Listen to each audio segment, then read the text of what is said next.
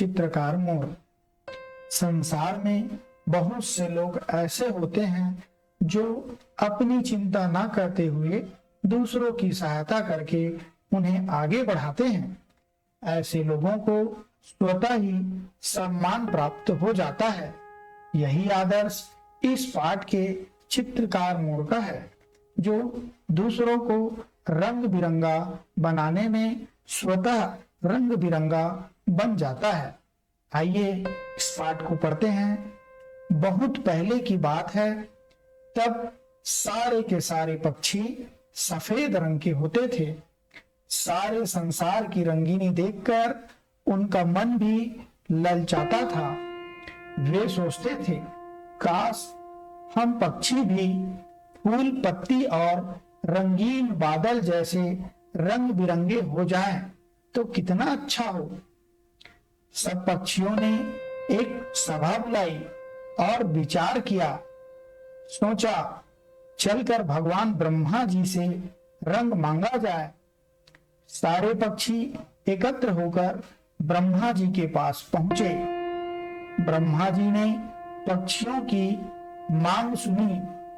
उन्हें पक्षियों की मांग सही लगी। बेचारे सब के सब पक्षी सफेद हैं। उन्हें रंग मिल जाए तो वे भी संसार की रंगीनी में शामिल हो जाएंगे।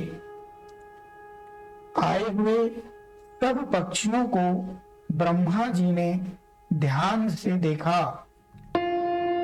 उनमें से उन्हें एक पक्षी चुनना था और उसको रंग रोगन लगाने का अपना यह महत्वपूर्ण काम सौंपना था। आखिर उन्होंने वह पक्षी खोज ही लिया। लंबी पूंछ और ऊंची गर्दन वाले पक्षी मोर को उन्होंने अपने इस काम के लिए सर्वथा उपयुक्त समझा।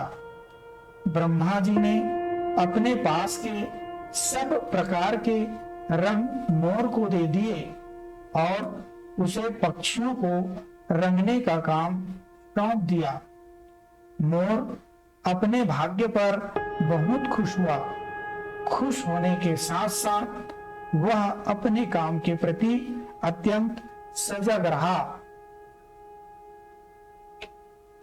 मोर ने सारे जंगल में ढिंढोरा पिटवा दिया कि सब पक्षी अपनी पसंद का रंग लगवाने के लिए मेरे पास आ जाएं। थोड़ी ही देर में सब के सब पक्षी मोर के आगे कतार बांधकर खड़े हो गए।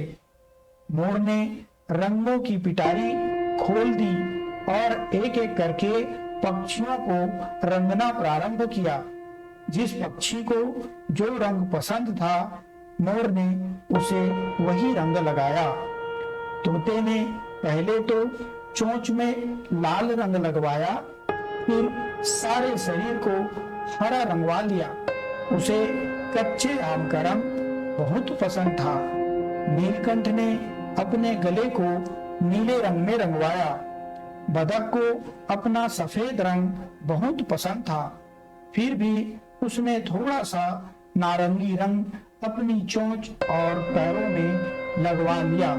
इसी प्रकार एक एक करके सारे पक्षी आते जाते रहे। मोर उनको मन चाहा रंग लगाता गया। मोर दूसरे पक्षियों को तो रंगता जा रहा था, लेकिन उनको रंगने से पहले रंग की परख करने के लिए वह अपने शरीर पर भी थोड़ा सा रंग लगा लिया करता था। धीरे धीरे एक एक करके सब पक्षी अपना शरीर रंगवा कर चले गए।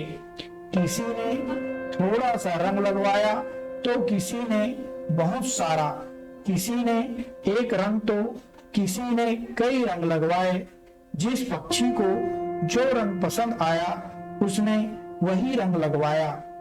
कुछ पक्षी ऐसे भी थे जिन्हें अपना सफेद रंग ही प्यारा था, इसलिए उन्होंने कहीं पैर में, चोंच में या पीठ में थोड़ा सा रंग लगवा कर ही संतोष कर लिया। इधर मोर के पास सारे रंग समाप्त हो चुके थे। रंग समाप्त हो गए हैं, यह देखकर मोर बहुत उदास हो गया। सोचने लगा, मैं स्वयं क्या बिना रंग का रह जाऊंगा।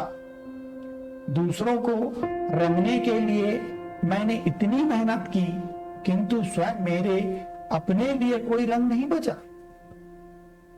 इतने में शांत, गंभीर और चतुर पक्षी उल्लू वहां आया। मोर को उदास देखकर वह बोला, रुचिते रे, उदास क्यों है? सब पक्षियों को रंग दिया, अब उदासी क्यों भला? मोर बोला, उल्लू भाई, मैं भी कैसा भागा हूं, सबको रंग बांटता रहा, लेकिन मेरे पास अपने लिए तो कोई रंग ही नहीं बचा। मोर की बात सुनकर गंभीर स्वभाव वाला उल्लू पहले तो खूब हंसा, फिर बोला, जरा अपना शरीर तो दे, अपने पंखों को दे, ये उदास होना। उल्लू की बात सुनकर मोर ने अपने शरीर को देखा तो खुशी से झूम उठा। उसका शरीर तो रंग बिरंगा, ढेर सारे रंगों की फुलवारी बन गया था।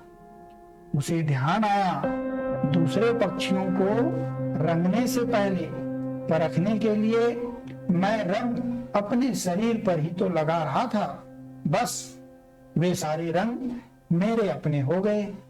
वह बहुत खुश हुआ। अभी वह अपनी खुशी पूरी तरह से प्रकट भी नहीं कर पाया था कि आसमान पर काले काले बादल छा गए। देखते ही देखते वर्षा होने लगी। सारे पक्षी अपना रंग बचाने के लिए वृक्षों, लताओं, घोंसलों में जा छिपे। बेचारा मोर इतना भारी भरकम शरीर लेकर कहां जाता। उसे लगा कि अब तो पानी की बूंदें उसके सारे रंग धो डालेंगी, पहले जैसा बेरंग और श्वेत हो जाएगा। किंतु ब्रह्मा जी ने जो रंग दिए थे वे क्या इतने कच्चे थे कि वर्षा के पानी से धुल जाते? वे तो पक्के हो चुके थे।